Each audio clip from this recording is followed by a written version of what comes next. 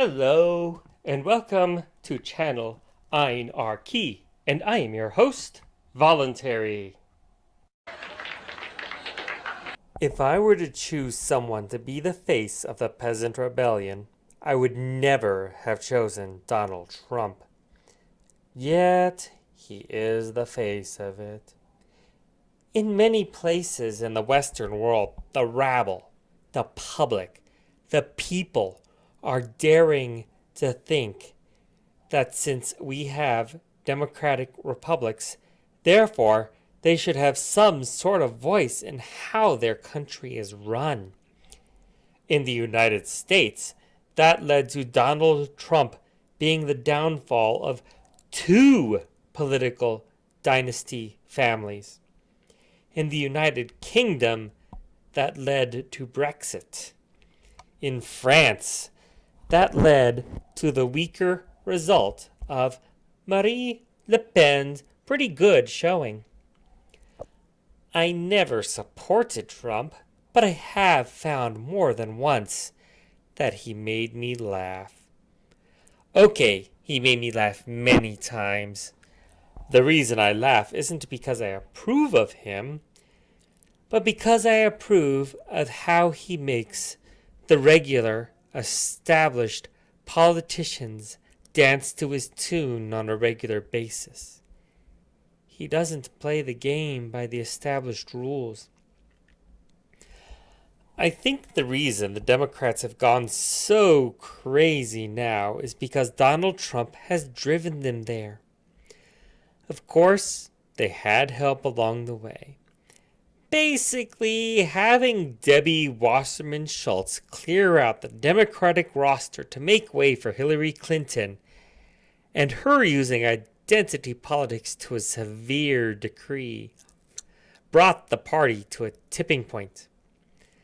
They maybe would have backed down had they lost to a regular, normal Republican, such as the Republican leadership's preferred choice of Jeb Bush, but losing to Donald Trump and then having him taunt them, that was just too much.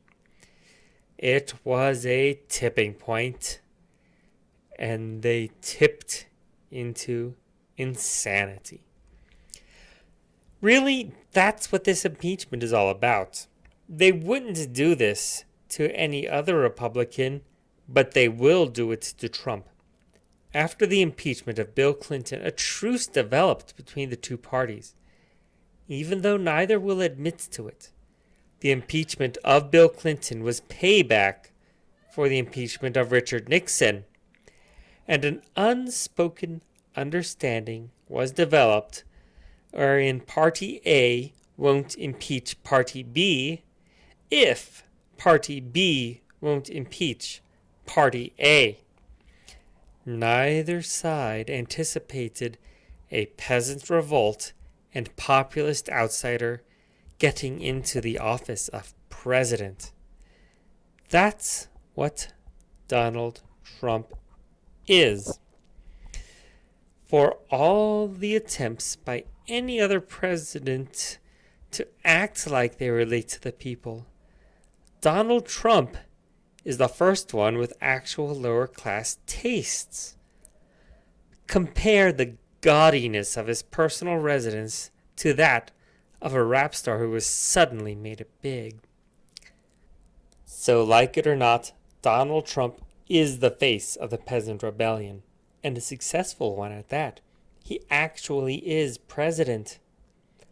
Brexit, although it passed, is being blocked by the politicians in Parliament.